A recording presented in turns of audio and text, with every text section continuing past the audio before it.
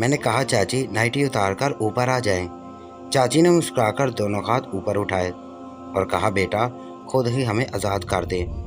मेरा बेअख्तियार चूमने का दिल हुआ, मगर आज चाची का इरादा मुझे सताने का लग रहा था।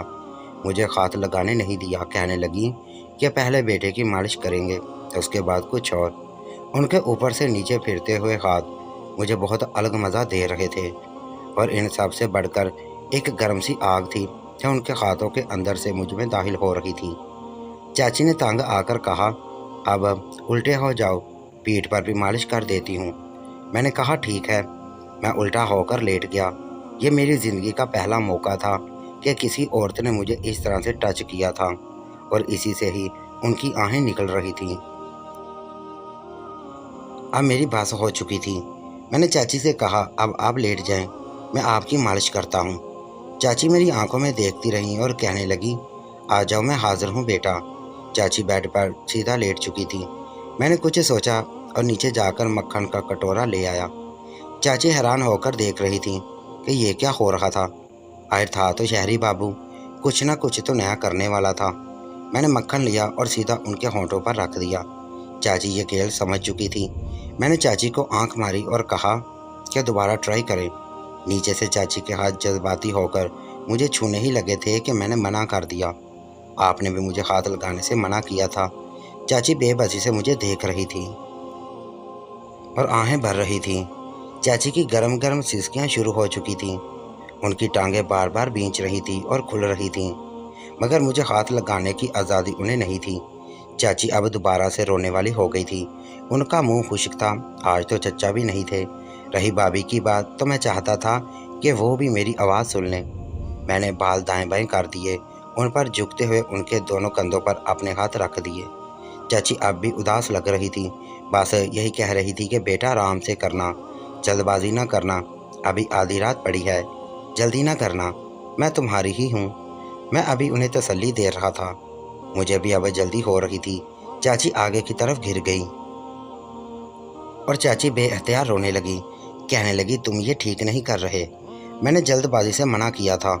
मैंने उन्हें कहा, रात को यहाँ तक तो ले लिया था आपने, इसलिए मैंने ये किया। और फिर उनको ऊपर लेट गया। चाची की दोबारा सिसकियाँ शुरू हो गई। उनके पास में होता तो मेरे नीचे से निकल जाती, मगर यह भी मुश्किल था।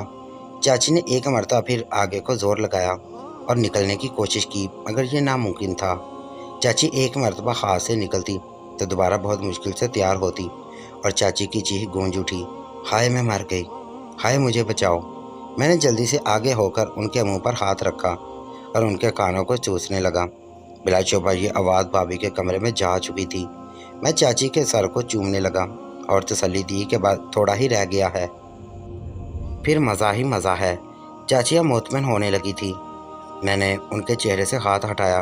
उनका चेहरा पसीने में भिगोया हुआ था और दर्द की शिद्दत उनके चेहरे से जाहिर थी। मैं पीछे को हटकर घुटनों के बल बैठा था। चाची की सिसकियों में अब मज़े के तासर थे। इसी इसना में कमरे के दरवाजे की तरफ देख रहा था। भाभी का साया वहाँ आ चुका था और वो अपनी माँ को अपने देवर से करते हुए यकीनन देख रही होगी। चाची की आखिरी खाए में मर गई।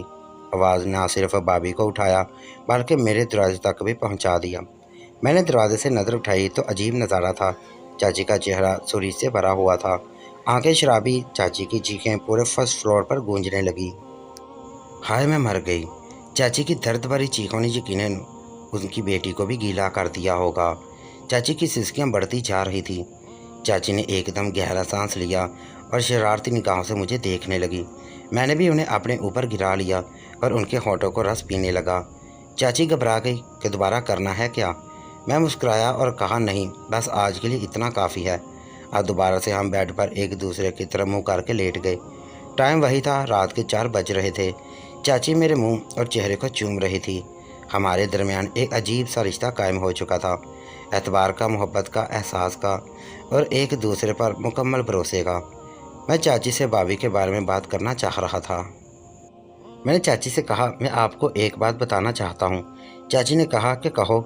मैंने कहा, आज जब आप चीहीं तो भाभी भी आवाज़ सुनकर दरवाजे पर आ गई थी और काफ़ी देर तक रुकी रही थी। चाची कुछ देर चुप रही और फिर कहने लगी, एक बात बताऊँ। मैंने अंदाज़ा लगा लिया था कि मेरी बेटी आ जाएगी। मेरी आवाज़ सुनकर वो एक बात और। जब तुम्हारा चचा कभी कभार मुझे करते थे तो भी ये आवाज़ सुनकर दरवाजे पर आ जाती थी। उसका शौहर तो उसे बीवी मानता ही नहीं और यही हरकत करके खुद को सुकून पहुंचाती है। यह सुनकर मैं हैरान रह गया और फिर मेरे जहन में एक आइडिया पलने लगा। भाभी और इस घर की सबसे बड़ी बहू सूफिया हूँ। कहने को तो खुशहाल हंसी खुशी रहने वाली हर चीज़ मेरे एक हुक्म पर मौजूद होती है। जितना चाहूँ खर्च करूँ, कोई पूछने वाला नहीं। मगर जो एक चीज़ सिर्फ मेरी होनी थी वही मेरी नहीं थी, यानी मेरा शौहर शहरयार। शादी की पहली ही रात उन्होंने मेरा घूंघट उठाए हुए कह दिया था कि तुम मेरी मोहब्बत नहीं, मैं किसी और से मोहब्बत करता हूँ और उसी से शादी करूँगा। ये मेरा मजबूरी का फ़ैसला है। उनके अल्फाज मेरा भरम, मेरा गुरूर तोड़ने के लिए काफ़ी थे। इससे पहले भी मुझे अपने हुस्न पर नाज नहीं था, मगर ऐसे साफ इनकार करने मेरी नस्वानियत को बुरी तरह से तोड़ डाला था। उसके बाद मैं बोझ सी गई थी। हंसना मुस्कुराना तो जैसे भूल गई थी। रातें दिन कैसे गुजरते मुझे पता भी न चलता। अम्मी के कहने पर कभी कभार तैयार हो जाती, मगर अपने कमरे में आते ही कपड़े तब्दील कर लेती थी। ताई अम्मी मुझे देखकर बुझ सी जाती, मगर यह फैसला दोनों भाइयों यानी मेरे अब्बू और मेरे ताया जान का था और उन्होंने अपनी गहरी बंदी हमेशा के लिए मुस्तकिल करने का सोचा था।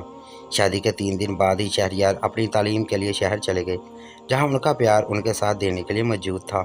ताई अम्मी को पता चल चुका था कि उन्होंने अब तक मुझे खात भी नहीं लगाया। दिन ऐसे ही गुजर रहे थे।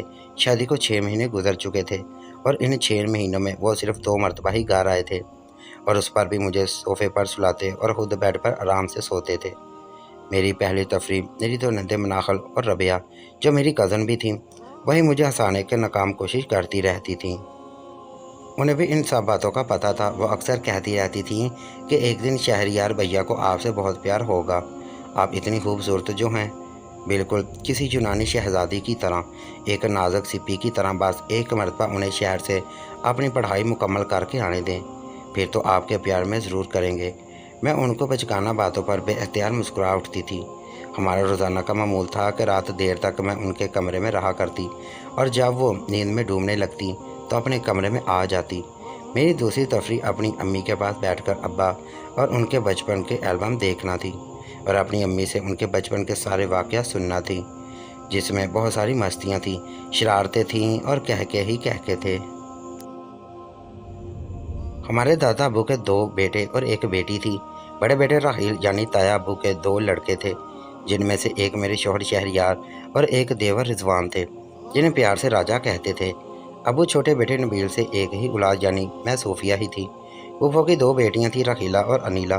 बड़ी बेटी रखीला से ताया अबू की शादी हुई और छोटी बेटी अनीला अपने वालिदैन के साथ जर्मनी शिफ्ट हो गई थी। जबकि मेरी अम्मी नाजिया दादा अबू के करीबी दोस्त की बेटी थी, जिनका घर भी हमारे ख़ानदानी घर से मिला हुआ था, और ये सब सारी शरारतों में शामिल रहते थे।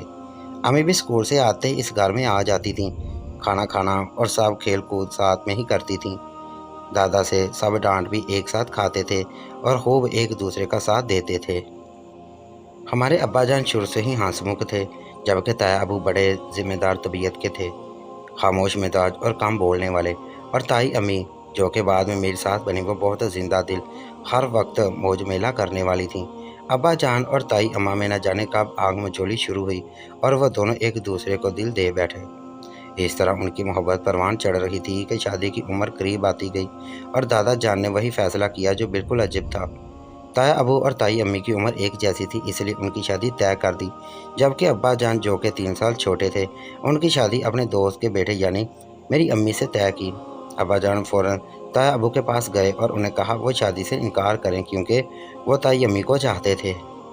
मगर ताया अबू ने कहा कि वो दादा का भरम नहीं तोड़ना चाहते। इसी तरह ये शादियां हो गई। ताया अबू रहील और ताई अम्मा रहीला को नीचे का पोर्शन दिया गया था और मेरी अम्मी नादिया को ऊपर का पोर्शन, जहां फिर बाद में शहरयार और मेरी शादी हुई और मैं भी ऊपर ही शिफ्ट हुई। मैटर था कि मैं राजा और शहरयार इकट्ठे ही पले बड़े थे। शहरयार हाथ से ज़्यादा संजीदा था और राजा शौक था, शरारतें और मस्तियाँ करता रहता, और इसी तरह से पूरे घर में एक रौनक रहती। मेरी शादी हुई तो राजा उस वक्त मैटर के पास कर चुका था। ताया अबू ने हस्बे मामूल शहरयार और मेरी शादी कम उम्र में ही कर दी थी। मैट्रिक के बाद राजा भी आगे पढ़ने के लिए शहर चला गया और घर में सब वैसे ही चलता रहा। अब्बा को रोज़ाना नाश्ते के बाद खेतों पर जाना होता था, जबकि ताया अबू शहर में ही दुकानें संभालते थे। नाश्ता अम्मी बनाती थी, दोपहर का खाना मैं बनाती और रात का खाना मेरी नंदे नाहल और रबिया बनाती थी। बस यही हमारी रूटीन थी। शादी के 5 महीने बाद जब शहरयार पहली मर्तबा घर आए तो ताया अबू ने ताई अम्मी के कहने पर शहरयार से कहा, हमें इस घर में बच्चे चाहिए, कुछ घर में रौनक होनी चाहिए। शहरयार ने अपने अब्बा जान की बात पर आमीन कही और रात को सुहाग रात मनाने मेरे पास आ गए। सुहाग रात थी या अजाब की रात थी, उन्हें बस अपने अब्बा की ख्वाहिश पूरी करनी थी। मेरी क्या परवाह करते। मैं सोफे पर हस्ब मामूल सोई हुई थी कि एक हाथ मेरी चक्की से नीचे आया और एक हाथ मेरी कमर के नीचे से, और मैं हवा में उड़ती चली गई। गुड़िया जैसी जो थी, मेरी आंख खुली तो वो मुझे उठाकर बेड पर लेके जा रहे थे। बेड पर जाकर उन्होंने मुझे लटा दिया। इसकी अगली किस्त देखने के लिए हमारे इस चैनल को ज़रूर सब्सक्राइब करें और हमारे इस नए नावल का हिस्सा बनें। Thank you.